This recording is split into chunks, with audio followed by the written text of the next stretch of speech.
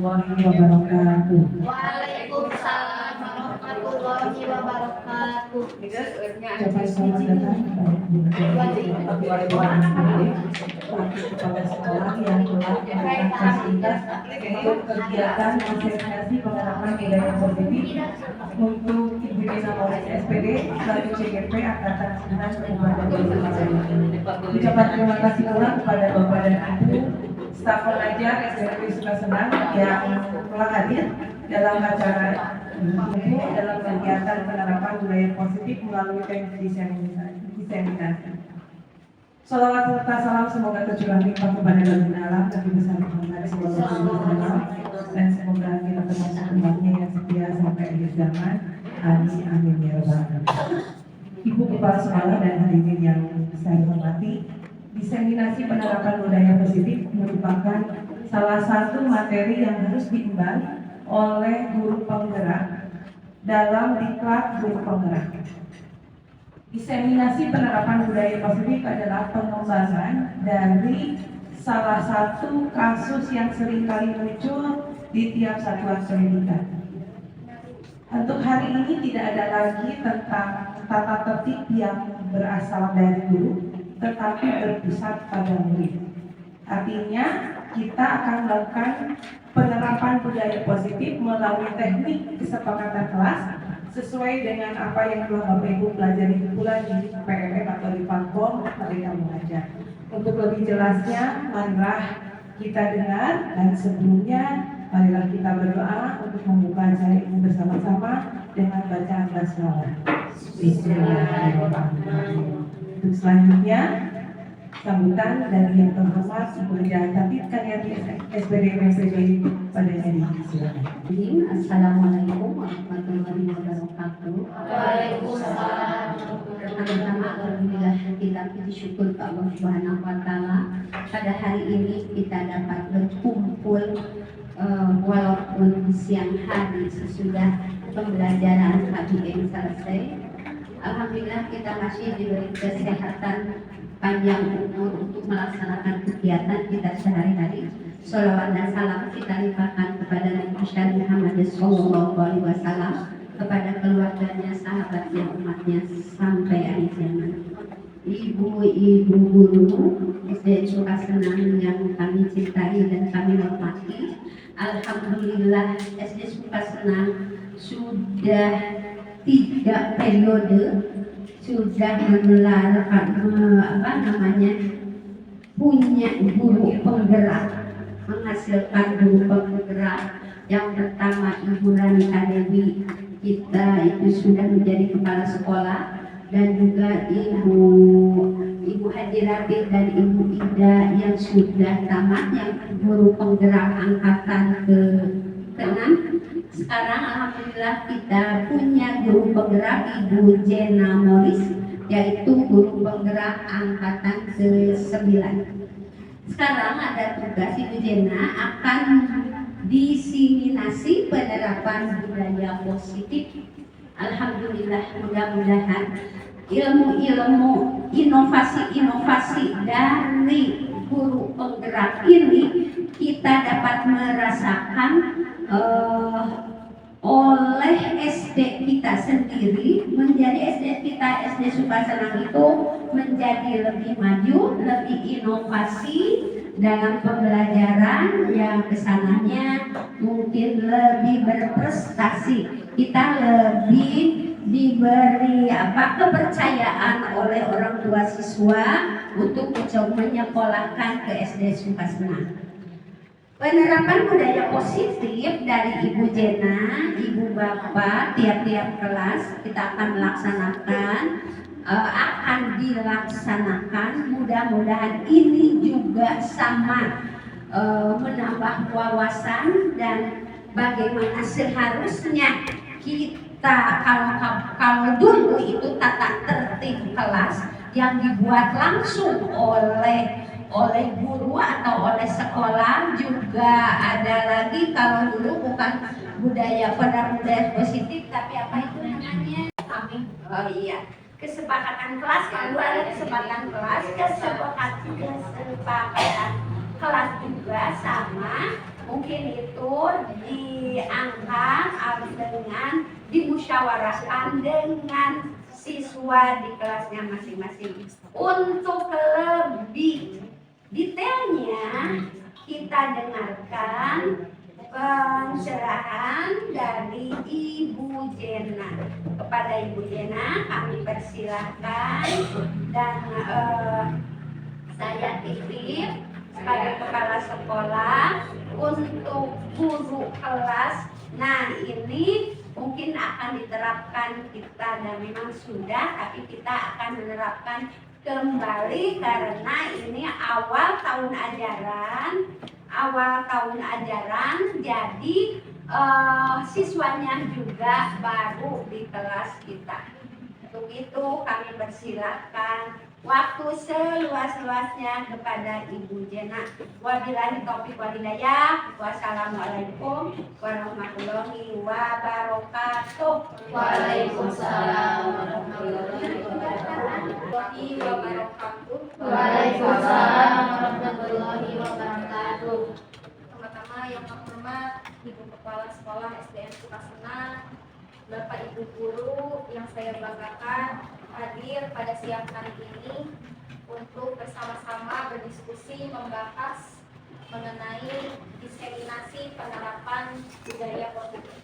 Ini merupakan tugas yang kewajiban dari saya selama mengikuti pendidikan guru penggerak ini harus menyebarkan penerapan yang sudah saya pelajari pada modul 1.4 mengenai budaya positif.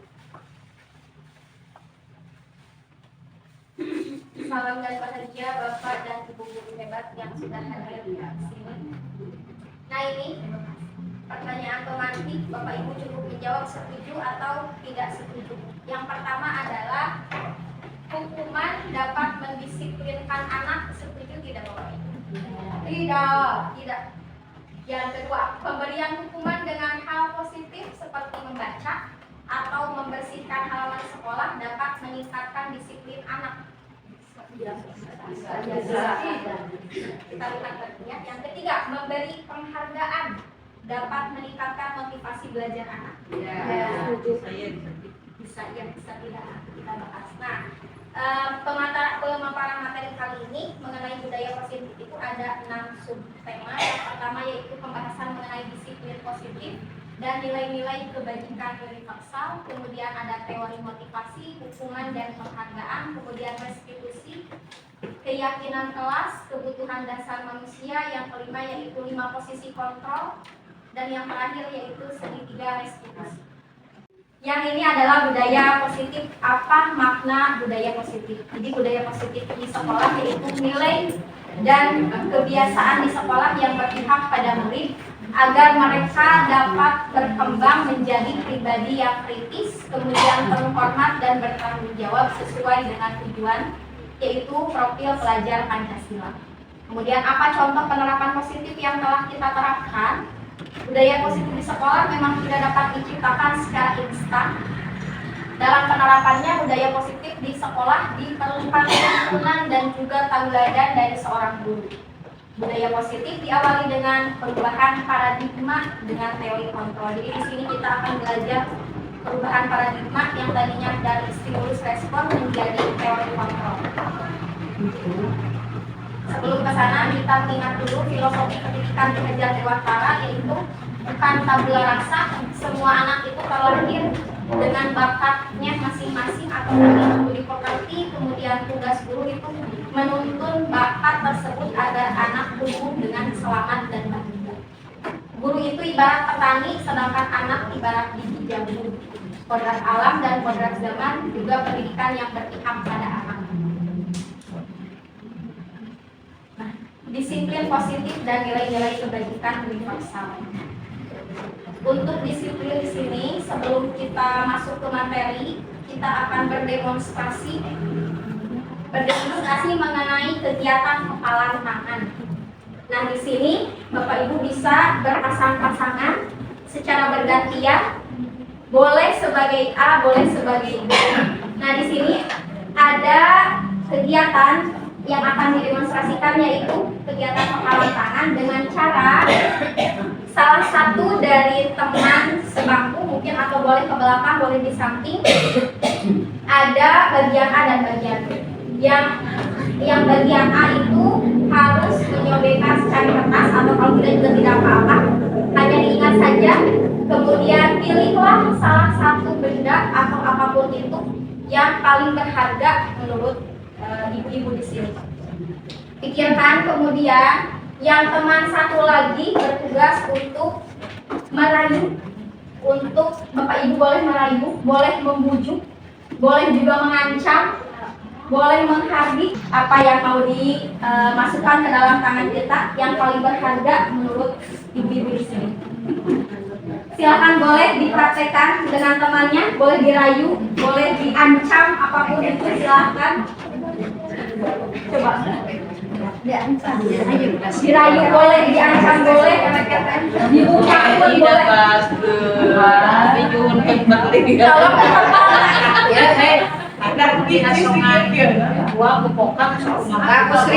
itu kan bangsa toh. Kita apa yang ada di teman kita kepalkan, kita tidak tahu, tapi kita ingin tahu bagaimana caranya. Silahkan gunakan berbagai strategi, gunakan berbagai cara agar teman kita bisa membuka apa yang ada di sini. Penasaran tidak Bapak Ibu apa yang ada di isinya di sini? Penasaran? Coba lakukan bagaimana agar kita tahu. Paksa.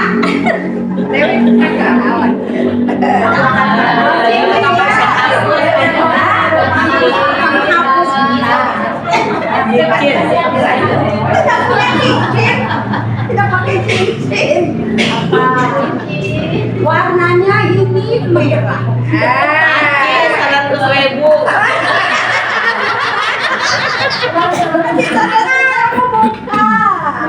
Apakah ini terbuat dari plastik?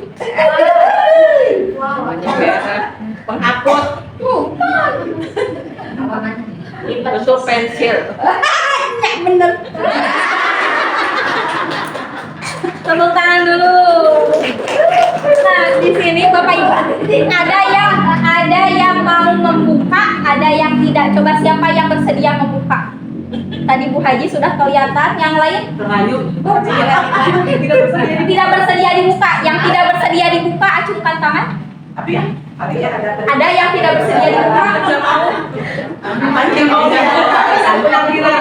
Tidak bisa dirayu. Nah, hal itu menunjukkan bahwa ternyata apa yang sudah kita praktekkan, setiap orang memiliki kontrol atas apa yang diinginkan. Mau dengan cara dibujuk, mau dengan cara dirayu. Kalau kita tidak mau, ya tidak mau, tutup sampai akhir. Tapi apabila kita bersedia dengan sendirinya, malah tadi Bu Haji memberikan kluk-kluknya warna merah seperti itu adalah salah satu cara yang bisa digunakan untuk merayu. Kemudian, nah di sini itu hanya sebuah ilusi. Yang kedua, kritik dan membuat orang merasa bersalah dapat menguatkan karakter dengan cara dirayu. Yang tadi seperti kemudian atau diancam misalnya agar dibuka. Kemudian ada lagi semua penguatan positif, efektif dan bermanfaat. Belum, itu juga masih ilusi. Kemudian orang dewasa memiliki hak untuk memaksa. Kita merasa bahwa kita adalah orang dewasa, anak harus ikut dengan apa yang kita minta, anak harus mengikuti alur yang kita mau. Ternyata itu adalah bukan seperti itu.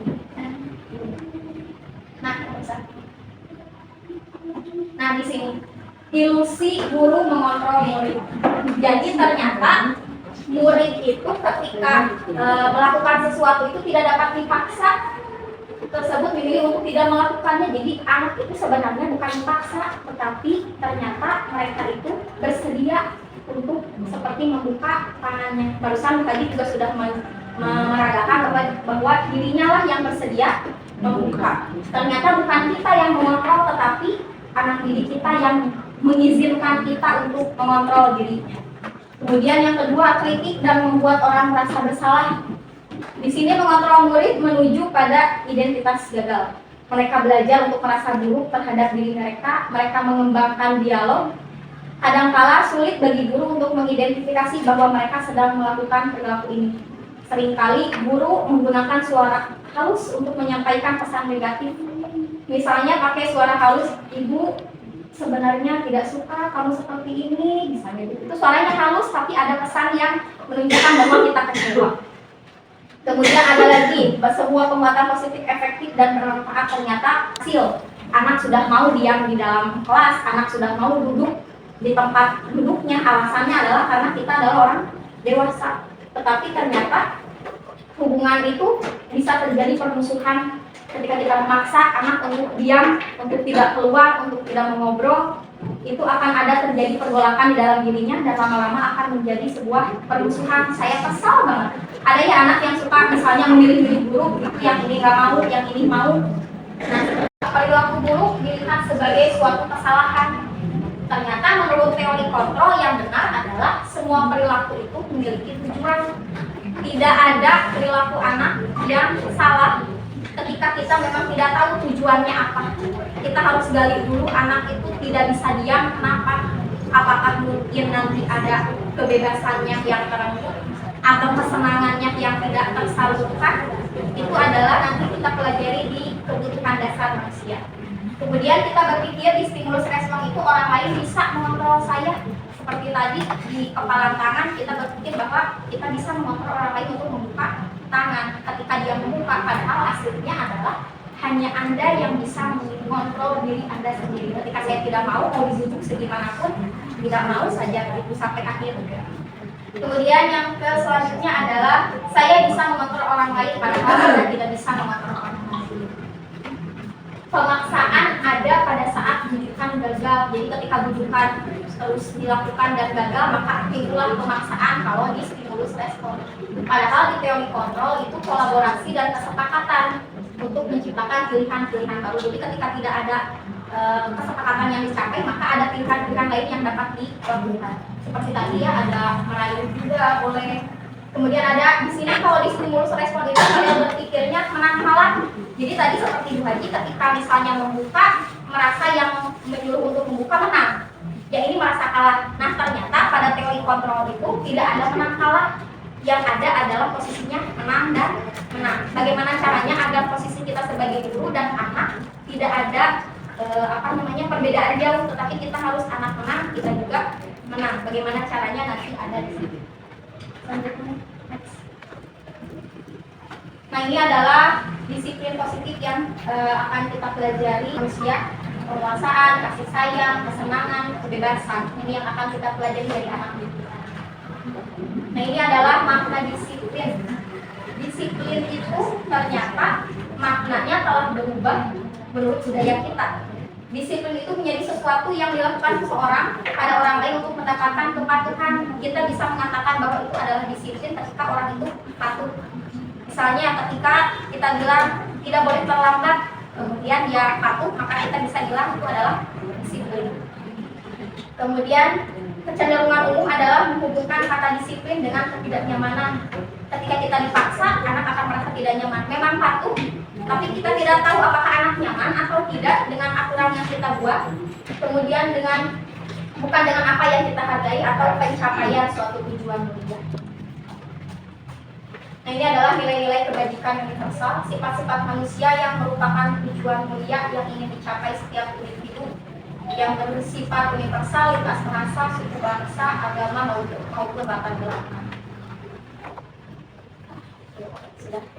Teori motivasi perilaku manusia. Nah di sini ada ketika seseorang melakukan sesuatu itu ada motivasi sendiri. Kita mungkin belum kenal ada yang namanya motivasi ekstrinsik dan juga motivasi intrinsik. Nah di sini, ada eksternal, bisa dibilang eksternal atau ekstrinsik atau intrinsik atau internal. Kemudian yang ini adalah eksternalnya.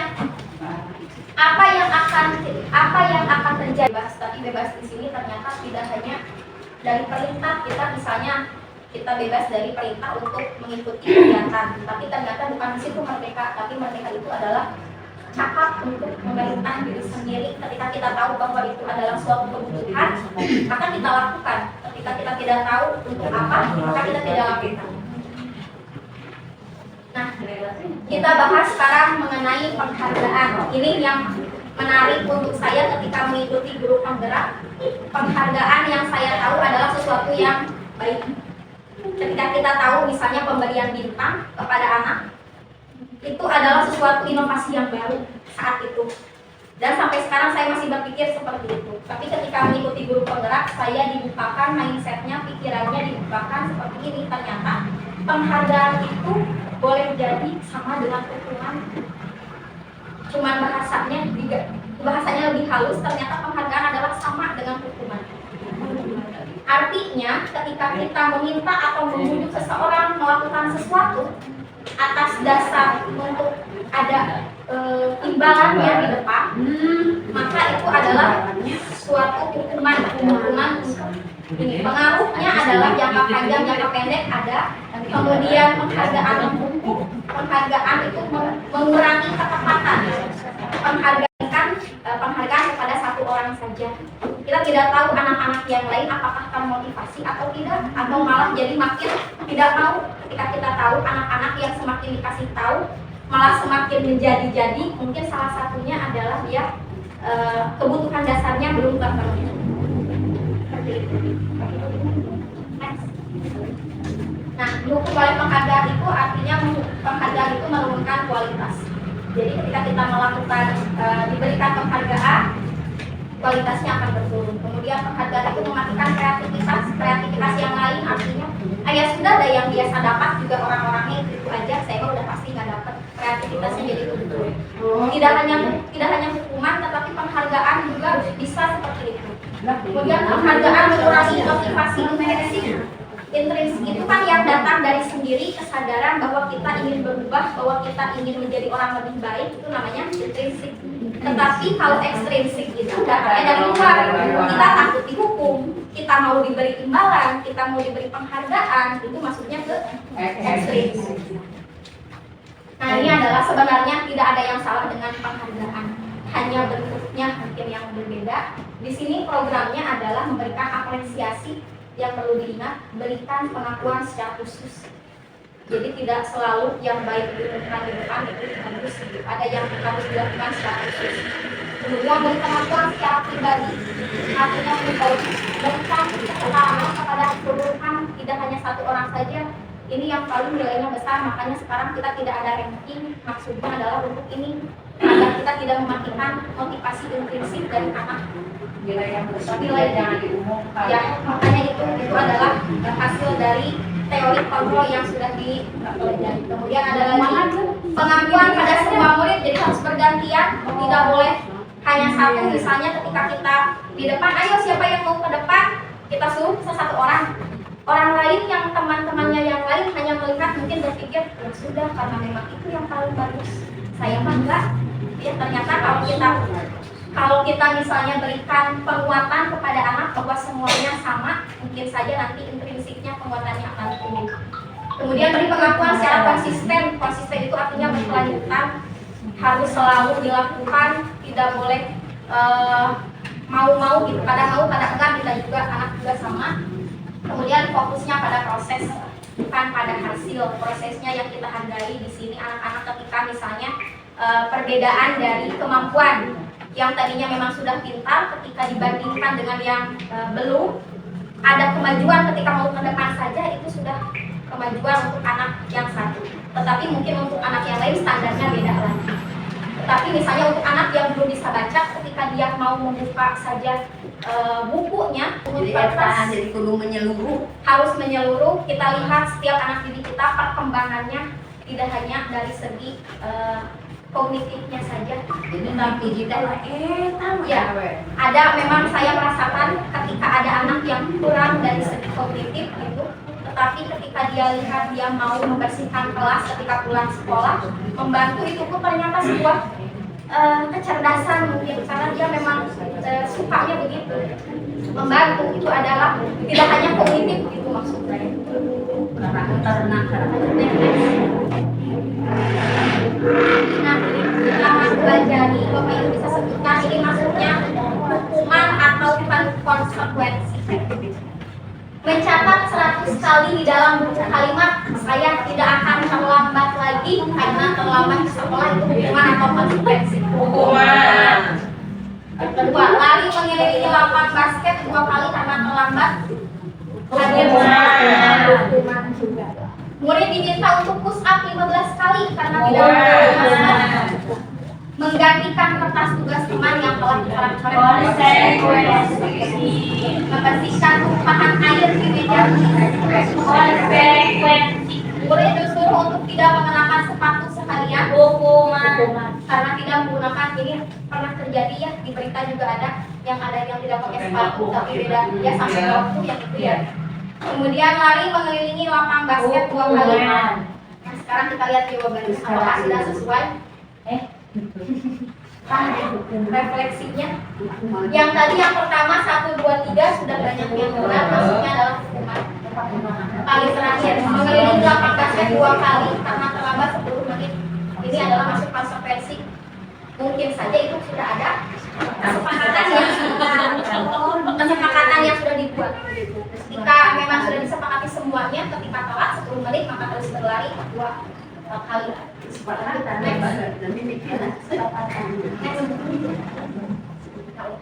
Nah ini perbedaan hukuman dan konsekuensi.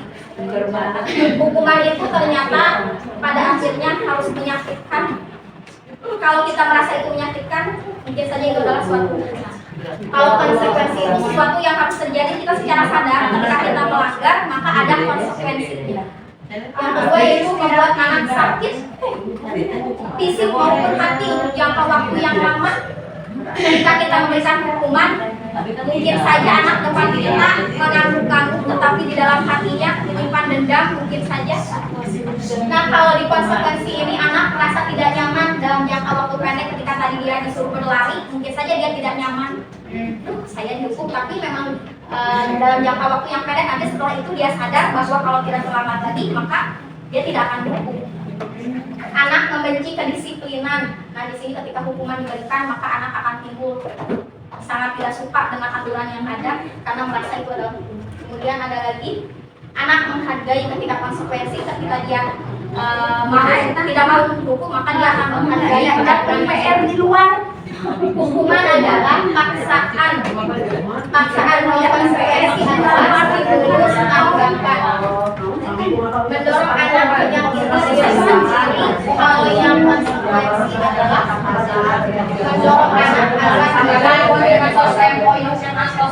ya harus ada. Nanti kita akan buat di materi selanjutnya ada yang namanya keyakinan kelas. Ini untuk menghindari bahwa anak merasa itu adalah hukuman. Kemudian ada lagi konsep diri yang buruk ketika anak berhukum, ya saya memang sangat buruk, saya tidak bagus, saya tidak berharga begitu. Tetapi kalau misalnya konsekuensi itu konsep diri yang baik. Anak belajar untuk menyembunyikan. Ketika kita takut, kita saja merasa takut, disembunyikan saja. Mereka lebih baik berbohong daripada dihukum. Tetapi kalau di konsekuensi ini anak belajar untuk mematuhi peraturan ini. Pertemuan selanjutnya dia tidak akan mengulangi kesalahan yang sama.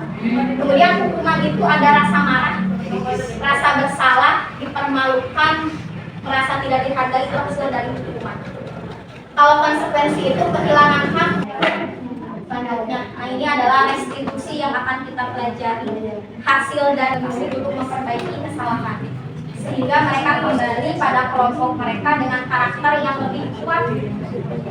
Restitusi juga merupakan kolaboratif yang mengajarkan murid untuk mencari solusi. Jadi di sini yang dicari adalah solusi bersama-sama yang tadi win-win solution. Jadi anak menang, kita juga menang.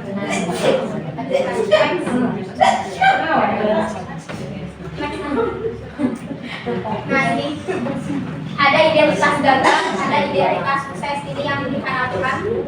Ketika sesuatu yang menyakitkan harus terjadi, kalau konsekuensi itu sesuatu harus terjadi. Sedangkan restitusi adalah pilihan. Tidak ada harus terjadi, tidak ada yang menyakitkan, tetapi itu adalah pilihan. Kemudian tidak nyaman. Kalau yang restitusi itu menguatkan untuk murid anak dalam jangka waktu yang panjang. Kalau di hukuman itu korban mendapatkan keadilan, di konsekuensi korban bisa diabaikan, tetapi kalau restitusi korban mendapat ganti. Ada beda. bedanya ya. Ya. Kemudian perilakunya pasif agresif meningkat ketika anak dihukum sudah pasti. Ada yang malah memberontak, itu hampir 90% mungkin ketika dihukum depan kita iya tapi diulangi lagi anak dari mana ya. Nah itu adalah salah satu jenis sistem hukuman. Kemudian kalau konsekuensi itu perbuatannya hanya bertahan dalam jangka waktu pendek sebulan. Kita identifikasi misalnya ketika kita menyuruh anak untuk tidak terlambat, kalau misalnya ada konsekuensinya paling kuat adalah sebulan misalnya, kita tahu ya mau lama nanti bulan depan boleh ulang lagi misalnya.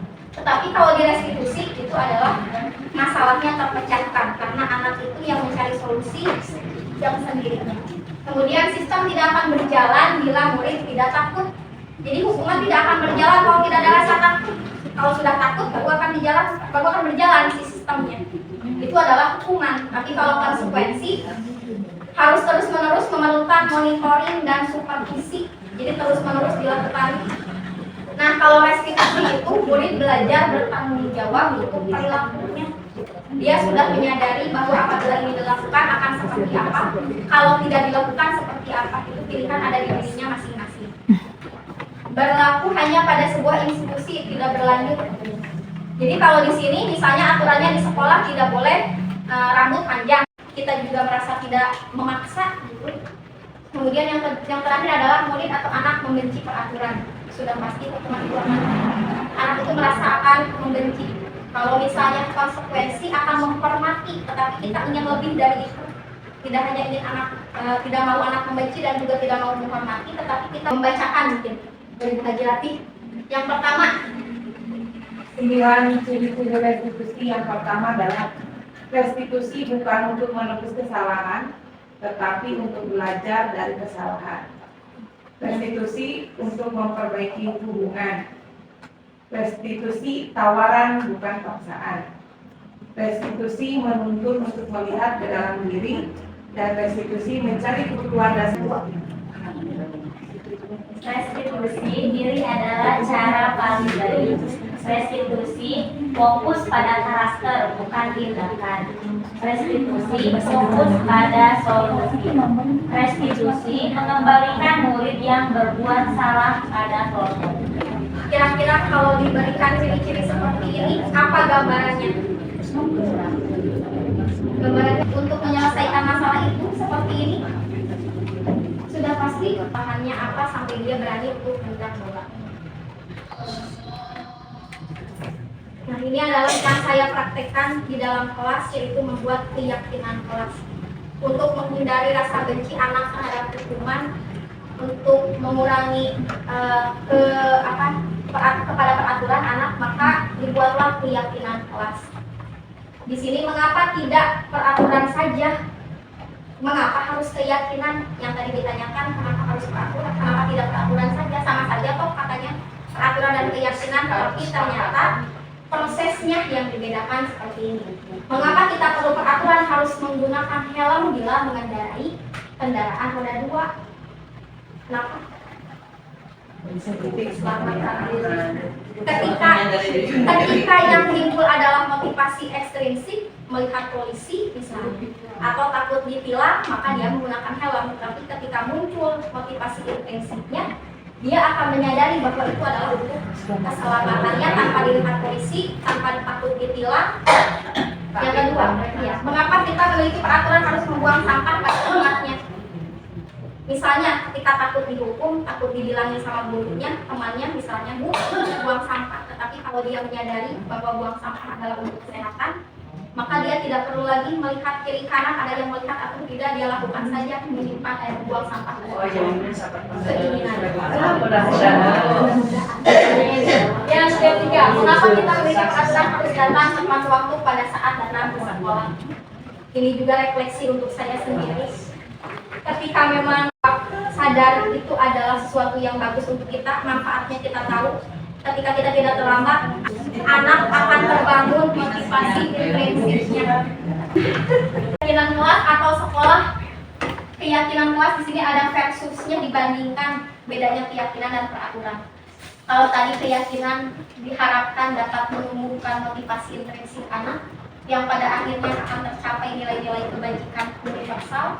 Kemudian pada akhirnya tujuan kita adalah profil pelajar Pancasila, di mana beriman dan bertakwa, bernilai ekonomi global, mandiri, gotong royong, bernalar kritis dan juga kreatif. Tetapi kalau peraturan adalah jatuhnya ke motivasi ekstrinsik yang tadi ya, seperti rasa takut, rasa malu, rasa benci, gitu.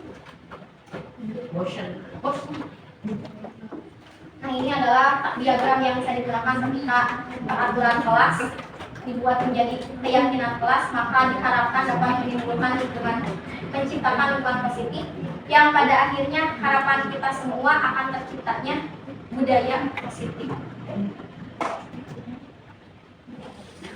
Nah, ini adalah beberapa cara yang bisa digunakan untuk membentuk keyakinan kelas. Keyakinan kelas ini bersifat abstrak daripada peraturan yang lebih rinci dan tidak konkret. Keyakinan kelas berupa pernyataan-pernyataan universal senantiasa dibuat dalam bahasa positif. Jadi misalnya anak lebih seperti ini. Coba apa yang kalian inginkan apabila kalian ingin ke sekolah nyaman. Misalnya, Bu ingin kelasnya bersih, berarti jangan buang sampah sembarangan. Bu ingin kelasnya tidak banyak yang berantem, berarti jangan berantem. Dan biasanya yang ditulis adalah kata jangan atau kata tidak boleh. Nah, sekarang kita hindari jangan dan tidak boleh itu harus dihilangkan, diganti menjadi kalimat positif. Misalnya jangan buang sampah, kalau kita ganti jangannya buanglah sampah pada tempat. Jangan datang terlambat, kita ganti menjadi tepat waktu. Keyakinan kelas hendaknya tidak terlalu banyak. Jadi artinya ketika keyakinan kelas dibuat, anak diminta membuat ide masing-masing, mereka tulis mau apa. Nanti kita akan arahkan ide-ide yang abstrak itu menjadi sebuah konsep yang baik. Kita tekankan bahwa memang tidak boleh menggunakan kata jangan. Kita ganti sepakati bersama dilarang.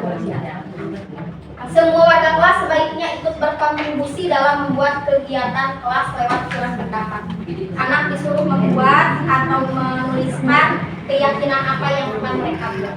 Kemudian bersedia meninjau kembali. Jadi ketika keyakinan kelasnya banyak yang melanggar atau misalnya apa, kita harus meninjau kembali apa saja yang kurang atau perlu ditambahkan atau dihilangkan. Nah, ini adalah contoh keyakinan kelas, misalnya untuk siswa kelas 1. Setiap anggota kelas perlu belajar, setiap anggota kelas perlu senang. Nah, jadi memang dibedakan sesuai karakteristik tingkatan anak kelas 1 dan anak kelas 5 mungkin berbeda. Kalau di kelas 5 misalnya selalu bersikap positif, senantiasa menjadi diri terbaik, percaya dan menghormati orang lain serta barang miliknya. Beda dengan yang kelas 1, setiap anggota kelas perlu saling menghargai. Bedanya. Tapi tidak ada kata negatif yang harus ditekankan, harus menggunakan kata positif. Next. Nah, ini adalah nilai keyakinan kelas. Selalu kembalikan buku ke tempatnya. Kira-kira nilai yang ditanamkan di sini kebaikannya apa ya? Yang dilarang melakukan kekerasan, dilarang melakukan saling menyayangi antar teman. Kebaikannya yang pertama, ketika anak mengembalikan buku adalah tanggung jawab yang ditanamkan. Kalau kelas 1 artinya ya.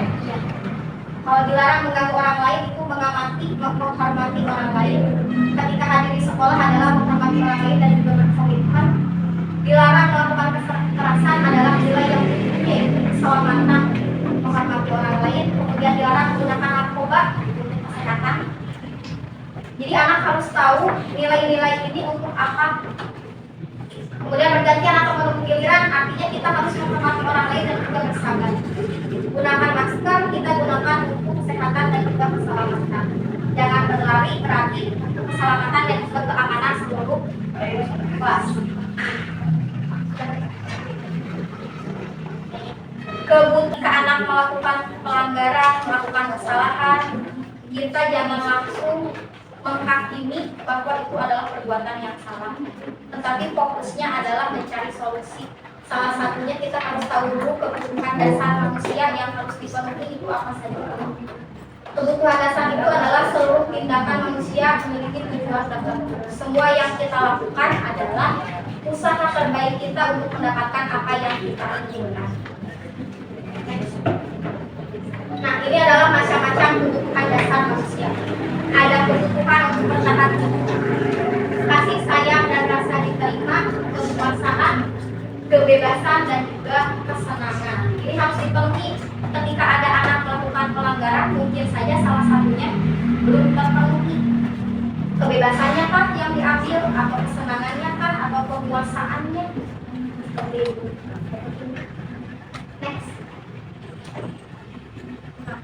Kita amati bersama di sini. Ibu Ani adalah guru kelas 5. Kita bakal makan siang mereka dengan paksa. Jika Anda menghadapi situasi seperti ini, apa yang akan Anda lakukan? Menurut Anda kira-kira alasan apa Agus melakukan hal itu? Kita fokus di sini. Biasanya kita menghakimi bahwa si Agus ini adalah anak yang nakal, anak yang berani, misalnya. Ketika menghadapi situasi seperti ini, harusnya ditanya, ditanya kenapa kamu teh? Kamu nggak punya makanan. Kamu nggak punya makanan. Kamu bawa di dalam enggak? Itu adalah salah satu kita sudah menerapkan tidak menghakimi tetapi mencari tahu dulu apa dari permasalahan. Nah, dalam konsep penerapan disiplin positif, Ibu Ani sebaliknya seperti tadi ya, mencari tahu dulu alasannya, menanyakan kenapa, apakah kamu tidak membawa bekal, ataukah di rumahnya kamu tidak punya nasi, misalnya lapar. Nah, ini adalah apabila jawaban Agus karena bilang ia lapar, artinya orang tuanya tidak membawakan bekal, berarti kebutuhannya adalah untuk bertahan hidup. Kalau misalnya Agus menjawab karena ia senang, temannya jadi memperhatikan. Dia senang saja mengganggu begitu ketika makanan punya orang lain, lihat respon temannya menangis atau misalnya marah, dia senang seperti itu, berarti ada kebutuhannya yaitu cinta dan kasih sayang. Kebutuhan diterimanya belum dia dapatkan di rumah, bisa jadi dia melampiaskannya di sekolah. Saya yang dikasihkan ternyata ngarang sanes sebagai sopan gitunya kalimat kalimat channel. Atau misalnya ketika Agus menjawab dia merasa hebat karena teman-teman jadi takut dan menuruti, dia senang dengan rasa kebutuhannya itu penguasaan, pengakuan atas kemampuan, dia punya power di situ. Oh, saya orang paling jago, berarti dia ini malah takut badan. Kemudian apabila jawaban Agus karena dia merasa bosan, bosan hoyong kan di sini. Ketika anak melakukan sesuatu sudah pasti ada dari sananya, ada tujuannya. Tidak mungkin tidak ada tujuannya, pasti salah satunya dari 5 kebutuhan dasar manusia ini. Apabila kita tidak sampai mengetahui, berarti kita memang belum mengenal anak ini kebutuhan dasarnya apa yang belum kita penuhi.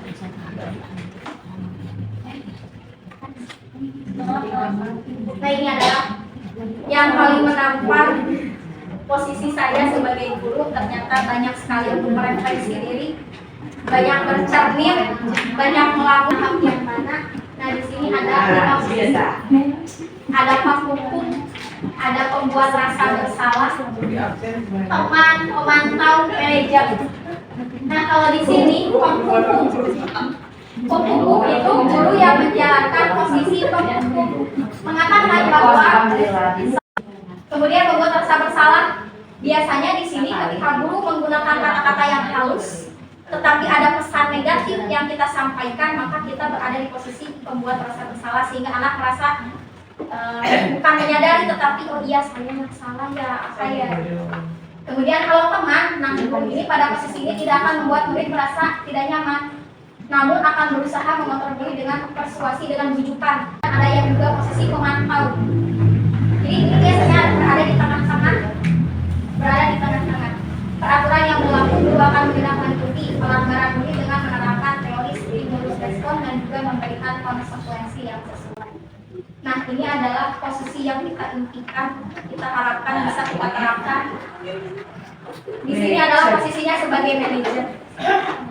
Manajer ini guru berdiskusi dengan murid, kemudian mempersilahkan mereka mempertanggungjawabkan perilakunya, mendukung murid agar dapat menemukan solusi atas permasalahannya.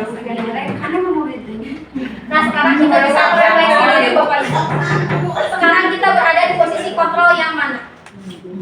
Dihabiskan sebenarnya meja. Barangkali ada yang merasa, oh iya saya sampai di pembuat rasa bersalah. Yang Mungkin belum mau ini kapot, boleh. seperti itu ya, ada yang mungkin posisinya teman, kita merasa bahwa ya kalau misalnya anak didik kita menurut sama kita saja, barangkali anak kita merasa itu adalah teman dan yang lain bukan teman. Seringkali seperti itu kita masuk guru yang lain, ketika yang ini salim, yang ini enggak, mungkin sering sekali kita bertemu dan itu kepada saya tidak salim. Dia salimnya sama guru yang dia kenal saja. Itu adalah salah satu contoh dari posisi kontrol kita sebagai guru. Selanjutnya,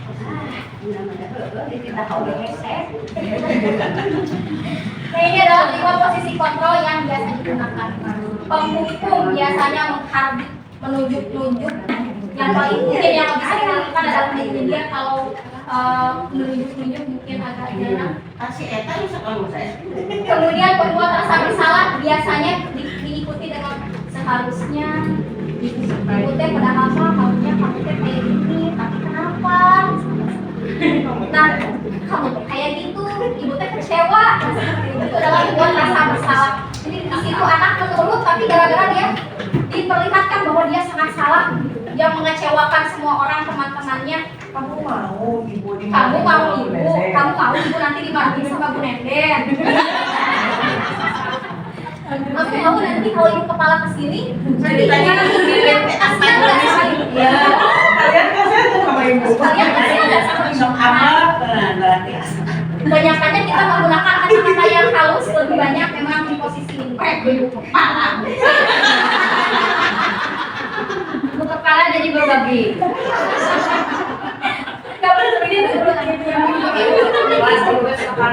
Kalau teman nih, kalau teman seperti ini kan pembuatan alasan-alasan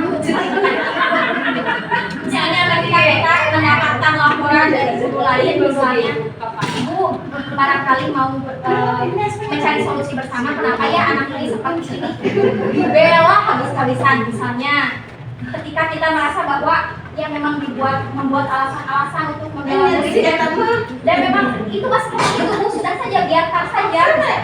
Nah, memang tidurnya begitu, dari kelas sebelumnya juga begitu, itu dibela terus seperti itu. Jadi anak tidak akan merasa bahwa dia melakukan sesuatu yang di luar, tapi dia merasa dilindungi. Ya udah kan, memang guru saya bela. Alhamdulillahnya. Kemudian ada lagi pemantau itu saya kalau manajer mengajukan banyak sekali dan nanti mungkin saya akan bagikan bisa dipelajari di rumah. Nah ini adalah kata-kata yang biasa digunakan ketika guru berperan sebagai posisi pembunuh. Kalau kamu tidak melakukannya, awas ya, rasakan. Nah, dengan mata yang melotot, dengan tangan yang menunjuk-nunjuk seperti ini, dengan suara yang lantang dan keras.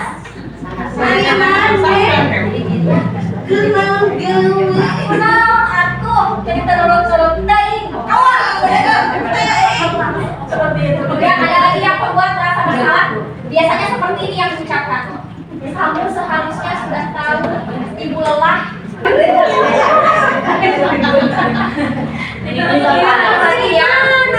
Apa peraturannya? Sebagai pemantau. Coba apa peraturannya? Kita sebagai pemantau tidak mau berperan. Coba baca ini dengan kelasnya. Dia tidak mau berperan sebagai teman, tidak mau berperan sebagai pemsuku, tapi dia jadi apa? Coba. Nah yang paling baik adalah beda apa yang kita yakini, apa yang bisa kau kerjakan untuk memperbaiki masalah. Jadi di sini lebih banyak dialog agar anak merasa terbuka, merasa pendapatnya dihargai. Tidak salahnya kita bertanya, memang agak lama, misal sebetulnya bilang tapi ternyata memang kalau kita berharapnya jangka panjang, maka gunakanlah resolusi.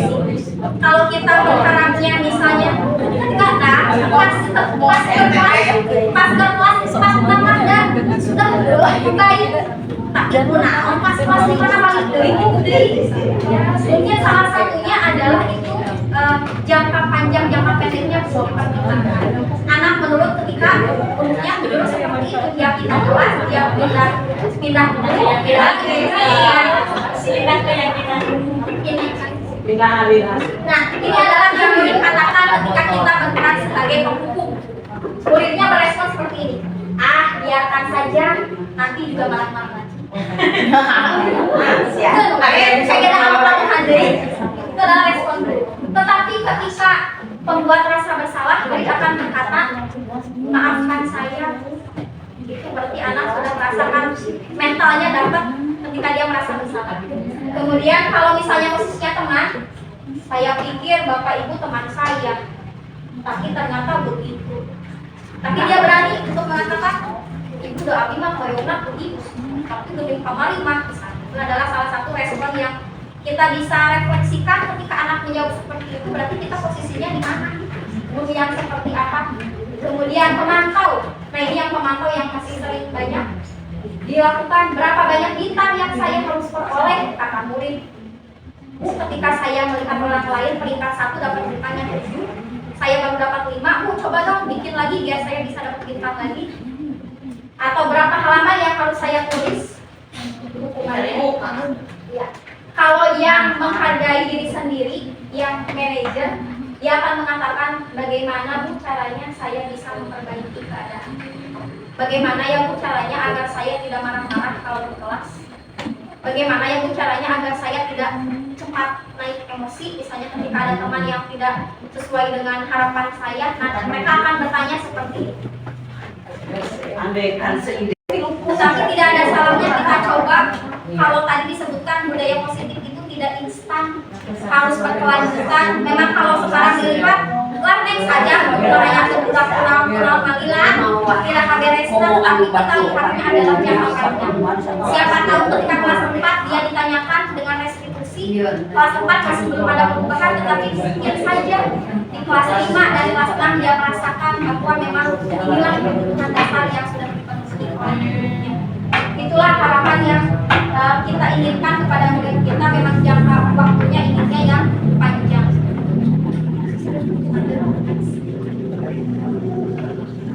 Kita sudah sampai pada segitiga restitusi yang tadi kita sudah dibahas. Fokusnya adalah untuk memperbaiki kesalahan. Nah ini adalah 3 tahapan yang dibuat untuk proses tahapan restitusi. Yang pertama adalah menstabilkan identitas. Kita bisa mengatakan setiap orang pasti pernah melakukan kesalahan. Kamu bukan satu-satunya yang pernah melakukan kesalahan. Jadi ketika anak merasa buruk, misalnya membuat temannya menangis, dia akan merasa bersalah. Tapi kita yakinkan bahwa bukan hanya dia itu untuk stabilkan identitasnya agar dia tidak merasa buruk, agar dia bisa memperbaiki dirinya untuk ke depannya. Kamu bukan satu-satunya yang pernah melakukan ini. Bahkan kita pun sering sekali ketika misalnya membuat orang lain menangis, kita juga sering sekali merasakan yang memang kita merasa bersalah, tetapi kalau kita meyakini bahwa kita akan berubah, nah salah satunya adalah kata-kata penguatan yang diberikan. Boleh menggunakan setiap orang pasti pernah melakukan kesalahan. Tahapan kedua adalah validasi tindakan yang salah. Di sini kita tidak menghakimi, tetapi kita harus memvalidasi tindakannya yang salah. Kamu tentu punya alasan ditanyakan, mengapa kamu berbuat seperti itu? Adakah cara yang lebih efektif untuk mendapatkan apa yang kamu butuhkan? Jadi di sini kita lebih banyak bertanya, tidak banyak memberi, tapi kita lebih banyak menerima. Kemudian di sini ada menanyakan keyakinan.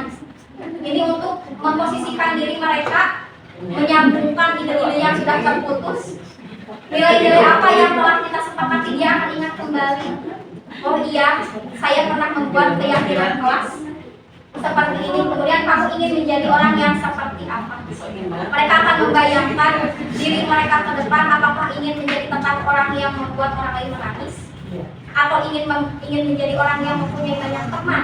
Itulah yang akan kita harapkan pada anak didik kita sampai pada tahapan pemikiran bersama. Jangan sampai kita hanya menyalahkan kamu nakal karena sudah membuat orang lain menangis tuh. Nah ini adalah yang tadi menstabilkan identitas yang digunakan adalah anak yang melanggar peraturan karena sedang mencari perhatian, anak yang sedang mengalami kegagalan, artinya anak yang sedang beri bukan artinya dia tidak tidak selalu baik, tapi memang dia sedang menghadapi posisi seperti ini. Kalau kita mengkritik, maka kita akan membuatnya dalam posisi gagal. Kita tentu tidak ingin anak didik kita merasa gagal atas apa yang dilakukan, tapi kita ingin anak didik kita merasakan bahwa itu adalah kesalahan yang sudah dibuat, memang harus diperbaiki. Kata-kata yang bisa digunakan, berbuat salah itu tidak apa-apa. Tidak ada manusia yang sempurna. Saya juga pernah melakukan kesalahan. Kita bisa menyelesaikan ini bersama-sama. Bapak Ibu tidak tertarik, ini banyak yang digunakan. Bapak Ibu tidak tertarik mencari siapa yang salah, tapi Bapak ingin mencari solusi dari permasalahan ini. Mungkin di sini anak lebih merasa diterima ketika kita mengatakan seperti ini. Kita sering sekali siapa yang salah, siapa yang duluan, misalnya. Tapi kita yang cari tahu adalah solusinya. Kamu berhak merasa begitu, atau kamu sedang menjadi teman yang baik buat dirimu. Tahapan kedua adalah validasi tindakan yang salah. Berdasarkan prinsip setiap perilaku berupaya memenuhi suatu kebutuhan. Kita harus tahu, kita harus yakini bahwa setiap anak melakukan kesalahan pasti ingin memenuhi kebutuhan dasarnya. Guru akan bergeser dari pemikiran stimulus respon menjadi proaktif. Kita akan lebih terbuka bahwa ketika anak salah, bukan kesalahannya yang harus kita hakimi, tetapi prosesnya, solusinya yang harus kita cari. Mengenali dan mengakui kebutuhan murid ini dapat memperbaiki. Kita harus yakini ketika anak terpenuhi rasa kesenangannya, terpenuhi rasa kebebasannya, anak akan berubah menjadi lebih baik. Pernyataan-pernyataan disampaikan dengan nada suara tidak menghakimi dan juga tidak memojokkan. Ajukan pertanyaan, kamu bisa saja bertindak lebih gegabah ketika anak misalnya membuat orang lain menangis. Kita katakan, kalau ibu terima kasih karena kamu sampai tidak memukul. Kemudian kamu bukan melakukannya tanpa suatu alasan tertentu. Ibu tahu kamu pasti melakukan ini karena alasan apa. Di sini anak-anak merasakan bahwa guru ini sedang ingin mendengarkan mereka akan lebih terbuka untuk menjelaskan kenapa mereka melakukan itu. Kamu melakukannya karena mempertahankan sesuatu yang penting. Siapa tahu ketika kita tanya, anaknya diam saja, kita tidak tahu apa yang ada di pikirannya, bahwa mungkin dia sedang mempertahankan apa yang jadi keyakinan hidupnya. Kemudian mungkin kamu bisa mempelajari suatu perilaku baru yang lebih efektif. Bersediakan kamu tahu tidak kalau misalnya marah tidak selalu harus dengan teriak-teriak. Kita berikan alternatif lain. Kemudian yang ketiga adalah menanyakan keyakinan. Teori kontrol menyatakan bahwa pada dasarnya kita termotivasi secara intrinsik. Jadi memang di sini ekstrinsik itu sifatnya tidak lama, tapi kalau intrinsik itu sifatnya lama. Kita harus menyadari bahwa yang paling lama itu adalah intrinsik. Kemudian saat perilaku telah divalidasi dan identitas sukses telah stabil, maka murid telah siap mengaitkan keyakinannya dengan tindakan yang Demikian pemaparan tentang diseminasi nilai dan budaya positif. Ini orang melakukan segitiga restitusi. Inginnya praktek namun Terima kasih atas kehadiran Bapak dan Ibu semua. Semoga kita bisa mengamalkan apa yang telah kita peroleh hari ini. Terima kasih. Wassalamualaikum warahmatullahi wabarakatuh.